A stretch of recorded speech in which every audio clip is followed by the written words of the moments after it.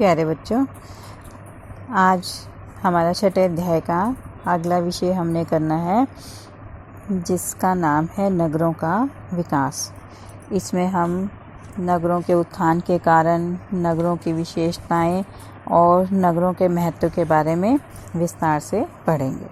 ठीक है, आपने पहले पढ़ा हुआ है रोमन साम्राज्य, उसके बारे में हमने पूरा पढ़ा हुआ है। रोमन साम्राज्य का विस्तार और विकास और उसके पश्चात रोमन साम्राज्य का पतन, जो कि एक बहुत विशाल साम्राज्य था लेकिन उसका भी पतन हो गया था। तो रोमन साम्राज्य के पतन के साथ साथ यूरोप के लगभग जितने भी नगर थे वो सब लुप्त हो चुके थे, उनका भी नाश हो चुका था। उसके लिए बहुत से कारण जिम्मेदार थे, जैसे कि रोमन साम्राज्य पर जितने भी आक्रमणकारियों ने आक्रमण किए थे उन्होंने यहाँ के नगरों को नष्ट कर दिया था। और इसके पश्चात 11वीं शताब्दी में फिर से परिस्थितियों में परिवर्तन आया और मध्यकाल में यूरोप में अनेक नगरों का उत्थान हुआ। ये उतने विशाल और भव्य तो नहीं थे जितने कि रोमन साम्राज्य या आज के जो नगर हैं उतने, लेकिन उस समय के समाज को इन्होंने काफ़ी प्रभावित किया। ठीक है, तो अब नगरों के उत्थान के क्या कारण थे? रोमन साम्राज्य के पतन के पश्चात जिन नगरों का लोप हो गया था, तो अब मध्यकाल में फिर से नगरों का उत्थान होना शुरू हुआ। तो इन नगरों के उत्थान के लिए कौन से कारण जिम्मेदार थे उनके बारे में हम पढ़ लेते हैं। ठीक है, तो सबसे पहला है कृषि का विकास। रोमन साम्राज्य का जब पतन हुआ तो उसके पश्चात यूरोप में अराजकता और अशांति फैल गई और इससे कृषि और व्यापार को गहरा आघात लगा और इनके कारण ही जो अर्थव्यवस्था थी वो पूरी तरह से बिगड़ गई या नष्ट हो गई थी और जो बड़े बड़े नगर थे वो भी उजड़ गए थे। लेकिन धीरे धीरे, जैसे हर चीज़ का कहते हैं कि अंत होता है, तो वैसे ही इस अराजकता के वातावरण का भी अंत हुआ और परिस्थितियों में परिवर्तन आया, जिससे कृषि के विकास को बल मिला और फसलों के उत्पादन से जो कृषक थे वो धनी हो गए, उनके पास धन की अधिकता हो गई और जो अधिक धन था किसानों के पास उन्होंने कृषि की आवश्यक वस्तुओं को खरीदने के लिए लगाया और अब जो फसलें थी उनके पास बहुत अधिक, उनके लिए उनको बिक्री केंद्रों की आवश्यकता हुई और इन बिक्री केंद्रों में दुकानों, घरों, सड़कों और चर्चों का निर्माण किया गया और धीरे धीरे नगरों की आधारशिला तैयार हुई और नगरों के विकास को बल मिला। फिर दूसरा है व्यापार का विकास। 11वीं शताब्दी में यूरोप और पश्चिम एशिया के मध्य नए नए व्यापारिक मार्गों का विकास हुआ। इससे व्यापार को तो नई दिशा मिली, लेकिन इटली, जर्मनी, इंग्लैंड, पुर्तगाल, बेल्जियम के जो व्यापारी थे उन्होंने मुस्लिम और अफ्रीकी देशों के व्यापारियों से व्यापारिक संबंध स्थापित किए। इससे व्यापार में तीव्रता आई और इससे नगरों के विकास को प्रोत्साहन मिला। फिर तीसरा है धर्म युद्ध। धर्म युद्ध आपने पढ़ा हुआ है, ईसाइयों और मुसलमानों के मध्य 1096 से 1272 ईस्वी के मध्य लड़े गए थे। ठीक है, और इन धर्म युद्धों का मुख्य कारण जो था वो आपको बताया था कि ईसाइयों द्वारा अपनी पवित्र भूमि जेरूसलम को मुसलमानों के चंगुल से मुक्त करवाना था और इन धर्म युद्धों के कारण यूरोपियों के ज्ञान में बहुत ज़्यादा वृद्धि हुई। क्यों? उन्होंने मुस्लिम भव्य नगरों को देखा तो वो उनको देखकर चकित रह गए और धर्म युद्धों के कारण ही पश्चिम और पूर्व के मध्य व्यापार को भी नया प्रोत्साहन मिला। इससे मुख्य रूप से यूरोपीय देशों में रेशम, मलमल, गरम मसाले और विलासिता की वस्तुओं की मांग बढ़ गई और व्यापारी धनी हुए, जिससे नगरों के विकास को बल मिला। फिर है नगरों की स्वतंत्रता। कहा जाता है कि मध्यकाल में ये कहा जाता था कि नगर की हवा स्वतंत्र बनाती है। क्यों कहा जाता था? क्योंकि इससे पहले जो सामंतवादी व्यवस्था थी उसमें जो सामंतों के अधीन किसान थे उनकी जिंदगी या जीवन जो था वो मैनर में ही सिमटा हुआ था। मैनर से बाहर के बारे में उनको कुछ नहीं पता था और उनके ऊपर बहुत से प्रतिबंध लगाए हुए थे। उन प्रतिबंधों का उनको पालन करना पड़ता था और वो सामंतों के अत्याचार सहने के लिए मजबूर थे। कहीं वो अपनी बात नहीं कह सकते थे। तो इससे वो एक तरह से गुलामी का जीवन व्यतीत करते थे और नगरों में इस तरह की कोई भी उनके ऊपर प्रतिबंध नहीं होता था। इसलिए ये कहावत प्रचलित थी कि नगर की हवा स्वतंत्र बनाती है।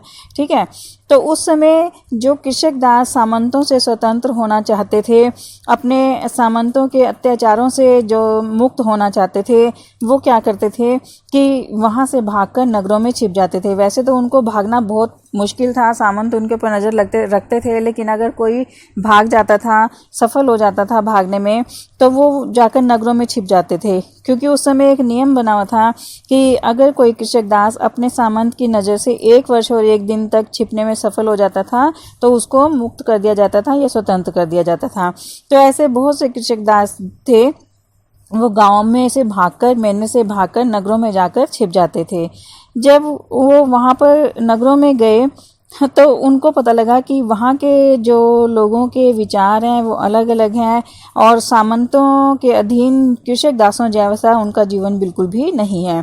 तो उन्हें यहाँ पर अपनी स्थिति को सुधारने का मौका मिला। तो यहाँ पर वो किसी भी तरह के व्यवसाय को अपना सकते थे, कुछ भी यहाँ पर कार्य कर सकते थे।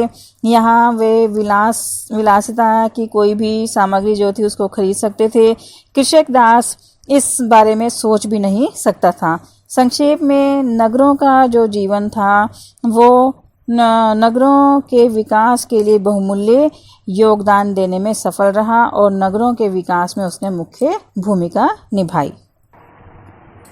इस प्रकार आपने देखा कि कृषि के और व्यापार के विकास, धर्मयुद्धों और नगरों के स्वतंत्र जीवन ने नगरों के विकास में बहुमूल्य योगदान दिया। अब हम पढ़ लेते हैं नगरों की विशेषताएं। जो ये नए नगर थे, इनकी क्या विशेषताएं थी, किस प्रकार से ये बने हुए थे। तो मध्यकाल में जैसे आपको बताया कि बहुत से नगर अस्तित्व में आए।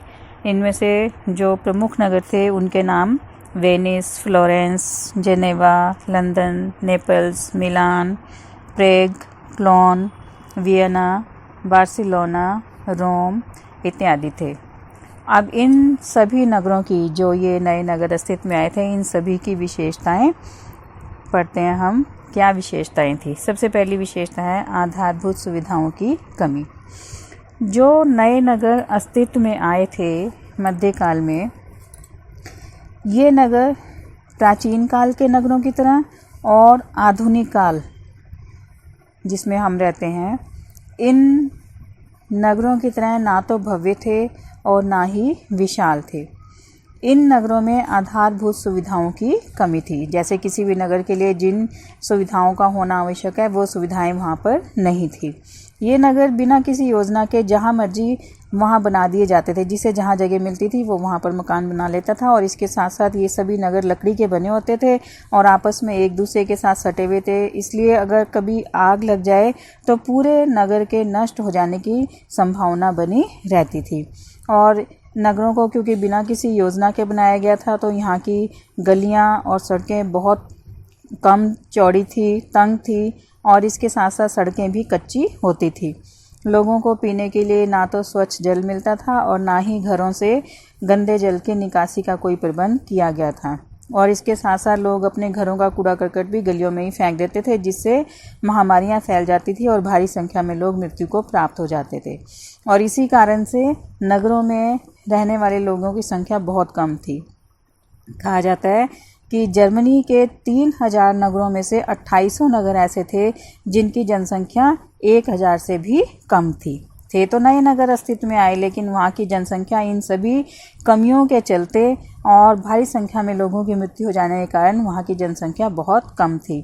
और यूरोप के बहुत कम नगर ऐसे थे जहाँ जनसंख्या 10,000 से अधिक हो, बहुत ही कम। ज़्यादातर नगरों में जनसंख्या बहुत कम थी। क्यों? क्योंकि वहाँ पर जो सुविधाएं थी वो पूरी उपलब्ध नहीं थी। फिर दूसरा है सुरक्षा व्यवस्था।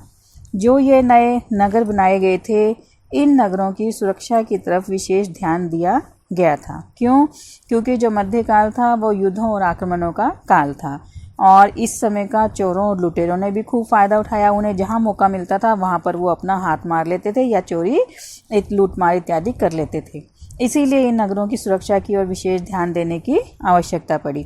इसके लिए क्या किया गया, नगरों के चारों तरफ एक विशाल दीवार बनाई गई और दीवार के बीचों बीच पहरे के लिए बुर्ज बनाए जाते थे, जहाँ पर पहरेदारों को नियुक्त रखा जाता था और वो वहाँ से पूरे शहर की निगरानी करते थे। इसके साथ साथ शहर की सुरक्षा के लिए, इस नगर की सुरक्षा के लिए चारों तरफ एक विशाल खाई बनाई जाती थी, जिसे हमेशा पानी से भर के रखा जाता था। क्यों पानी से भर के रखा जाता था?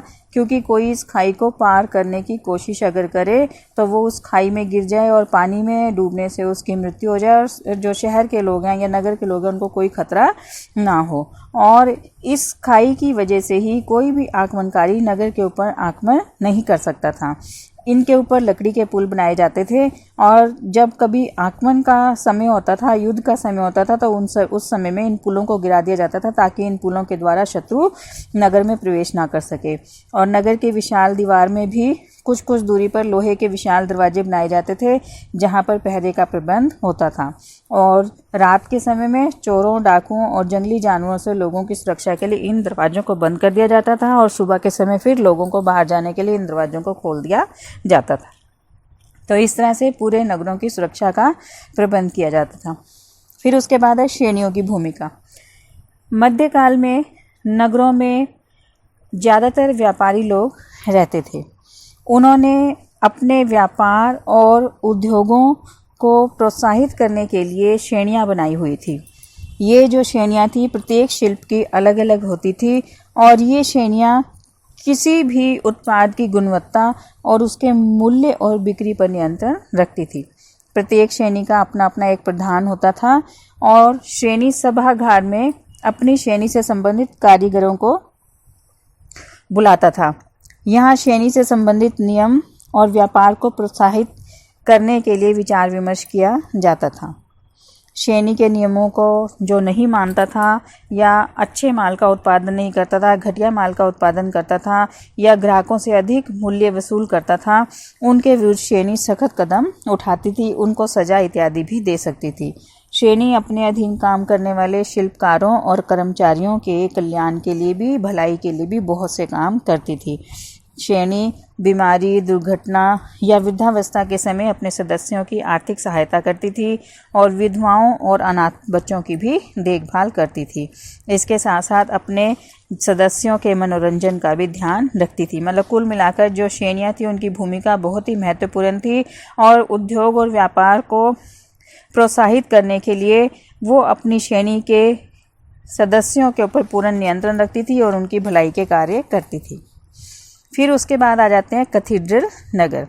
कैथेड्रल चर्च आपको पहले पढ़ाया हुआ है कि फ्रांस में जिन विशाल चर्चों का निर्माण कार्य आरंभ हुआ था उनको कैथेड्रल कहा जाता था और उनके निर्माण के लिए जब लोगों ने आसपास बसना वहाँ पर शुरू कर दिया तो उनको कैथेड्रल नगर का रूप दे दिया गया, वो कैथेड्रल नगर कहलाने लगे। ठीक है, अब हम पढ़ लेते हैं कैथेड्रल नगर। ये आपको शॉर्ट क्वेश्चन में भी आ जाता है कि कैथेड्रल नगर से क्या अभिप्राय है, तो आपने उसमें ये देना है। 2 क्वेश्चन आते हैं, कैथेड्रल से क्या अभिप्राय है और कैथेड्रल नगर से क्या अभिप्राय है। कैथेड्रल आता है तो उसमें आपने बताना है कि चर्च को, जो विशाल चर्चों का निर्माण हुआ उन्हें कैथेड्रल कहा जाता था और इनकी विशेषताएं बता देनी है कि किस प्रकार से बनाए जाते थे। और कैथेड्रल नगर अगर क्वेश्चन आता है तो उसमें आप बताएंगे कि कैथेड्रल चर्चों का निर्माण करने के लिए बहुत से लोग वहां पर आकर बस गए और उन्होंने नगरों का रूप ले लिया, उसे कैथेड्रल नगर के नाम से जाना जाने लगा। ठीक है, तो अब कैथेड्रल नगर 12वीं शताब्दी में जब फ्रांस में कैथेड्रल कहे जाने वाले विशाल चर्चों का निर्माण शुरू हुआ तो दूसरे अन्य देशों में भी कैथेड्रलों का निर्माण शुरू हो गया।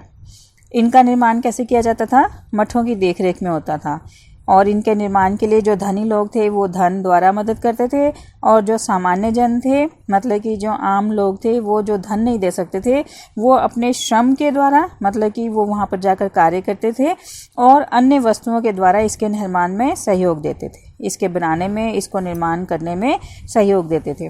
कैथेड्रल चर्च बहुत ही विशाल और बहुत ही भव्य होते थे। इन्हें पत्थरों से बनाया जाता था और इनके निर्माण में काफ़ी समय लग जाता था, तो इसलिए कैथेड्रल के आसपास अनेक प्रकार के लोग बस गए थे और उन लोगों की ज़रूरतों को पूरा करने के लिए वहाँ पर बाजार भी स्थापित हो गए थे। तो इन कैथेड्रलों ने नगरों का रूप धारण कर लिया था जो कैथेड्रल नगरों के नाम से जाने जाने लगे। कैथेड्रलों के भवन बहुत ही मनोरम होते थे और इनका निर्माण इस प्रकार से किया जाता था कि पादरी की आवाज़, भिक्षुओं के गीत और लोगों की प्रार्थना की घंटियां दूर दूर तक सुनाई पड़े। कैथेड्रलों की खिड़कियों के लिए अभिरंजित कांच का प्रयोग किया जाता था और इसी कारण से दिन के समय सूर्य की रोशनी जब इन पर पड़ती थी तो अंदर पूरे रोशनी होती थी और रात्रि के समय जब कैथेड्रल में मोमबत्तियां जलाई जाती थी तो खिड़कियों के शीशों पर बने हुए ईसा मसीह के जीवन से संबंधित चित्रों को स्पष्ट देखा जा सकता था। मतलब कि ये जो अभिरंजित कांच था, इससे दिन के समय सूर्य की जो रोशनी थी वो अंदर आती थी, जिससे पूरा जो अंदर का चर्च होता था वो रोशनी से भर जाता था। और रात के समय में जब चर्च के अंदर मोमबत्तियां जलाई जाती थी तो शीशों के ऊपर जो ईसा मसीह के जीवन से संबंधित चित्र बने होते थे वो स्पष्ट रूप से दिखाई देते थे। और इन्हीं नगरों के विकास ने कैथेड्रलों की महत्वपूर्ण भूमिका थी। मतलब कि जो ये नगरों का निर्माण हुआ, उनके विकास के लिए कैथेड्रलों ने अपनी महत्वपूर्ण भूमिका निभाई। ठीक है, ये हो गई विशेषताएं। फिर है इन नगरों का महत्व क्या था। ठीक है, इन जो नए नगर अस्तित्व में आए थे मध्यकाल में, इन्होंने यूरोप की सभ्यता और संस्कृति पर बहुत ज़्यादा प्रभाव डाला था। इसके बारे में हम पढ़ लेते हैं। हर क्षेत्र में, चाहे वो सामाजिक क्षेत्र है, चाहे राजनीतिक, आर्थिक, धार्मिक, सांस्कृतिक, कोई भी क्षेत्र है, इन नगरों ने अपनी महत्वपूर्ण भूमिका निभाई थी। अब सबसे पहले हम पढ़ लेते हैं राजनीतिक क्षेत्र में इनका क्या महत्व था। 13वीं शताब्दी तक यूरोप में जो नगर अस्तित्व में आए थे वो बहुत ज़्यादा समृद्धशाली हो गए थे और उन्होंने राजनीति में भी महत्वपूर्ण भूमिका निभाई। जो इन नगरों के निवासी थे वो बहुत ज़्यादा समृद्ध थे। वो राजा को कर देते थे और उन लोगों से प्राप्त कर के धन से इन राजाओं ने स्थायी सेना का गठन किया। इससे इन राजाओं की स्थिति में सुधार आया, क्योंकि पहले जो सेना थी वो सामंत रखते थे और राजा जो थे वो सामंतों के ऊपर निर्भर रहते थे, इसलिए वो सामंतों के हाथों की कठपुतली बन गए थे। लेकिन अब उन्होंने अपनी स्थायी सेना का गठन कर लिया, जिससे उनकी स्थिति में सुधार हुआ और पहले से शक्तिशाली हो गए। और सामंत जो थे अब उनकी शक्ति को आघात लगा, क्योंकि राजा जो थे अब उनकी सेना के ऊपर निर्भर नहीं थे, उनसे अपनी सेना के द्वारा वो उनका सामना कर सकते थे, तो इसलिए उनकी शक्ति को आघात लगा। और राजाओं ने अमीरों के द्वारा जो समर्थन दिया जा रहा था उसके बदले में उनको संसद में स्थान दिया, संसद में उनको नियुक्त किया। इन लोगों ने शासन संबंधी नीतियां बनाने में काफ़ी महत्वपूर्ण योगदान दिया और इसके साथ साथ राजा ने कुछ अमीरों को नगरों पर शासन करने के भी अधिकार पत्र दे दिए। जैसे पहले सामंतों को कुछ भूमि दे दी जाती थी ना, जहाँ पर वो एक स्वतंत्र शासक की तरह कार्य करते थे, अपना न्यायालय लगाते थे, युद्ध कर सकते थे, संधि कर सकते थे, सिक्के जारी कर सकते थे और लोगों के ऊपर कई प्रकार के कर लगाते थे। तो अब उन सामंतों का जो महत्व था वो कम हो गया था और राजाओं ने इन अमीरों को कुछ नगरों पर शासन करने का अधिकार दे दिया था। फिर दूसरा आता है आर्थिक क्षेत्र में क्या योगदान था। इन मध्यकाल में स्थापित नए नगरों ने आर्थिक क्षेत्र को भी प्रभावित किया। नगरों द्वारा बहुत सी ऐसी वस्तुओं का उत्पादन किया जाता था जो समाज के लिए बहुत ज़्यादा आवश्यक थी और व्यापारी इस माल में जो अधिक माल होता था, मतलब कि ज़रूरत से ज़्यादा जो माल होता था उसको विदेशों में भी निर्यात करने लग गए थे और साथ के साथ वहाँ से विदेशों से जो इनको आवश्यक माल चाहिए होता था उसका आयात भी करते थे। तो इससे क्या हुआ, इनमें जो आर्थिक स्थिति थी वो काफ़ी सुदृढ़ हुई और नगरों की समृद्धि में भी वृद्धि हुई। लोगों की सुविधा के लिए कई बार नगरों में मेलों का भी आयोजन किया जाता था, जहां पर देसी और विदेशी दोनों प्रकार का माल मिलता था। इससे भी व्यापार को प्रोत्साहन मिला। नगरों में व्यापार के कुशल संचालन के लिए श्रेणियां बनाई गई थी, जिन्हें गिल्ड्स भी कहा जाता था। आपको अभी बताया था कि श्रेणियों का कितना महत्वपूर्ण योगदान था और ये श्रेणियां व्यापार के साथ साथ नगर शासन को भी प्रभावित करती थी। ठीक है, फिर तीसरा आ जाता है सामाजिक क्षेत्र में देन।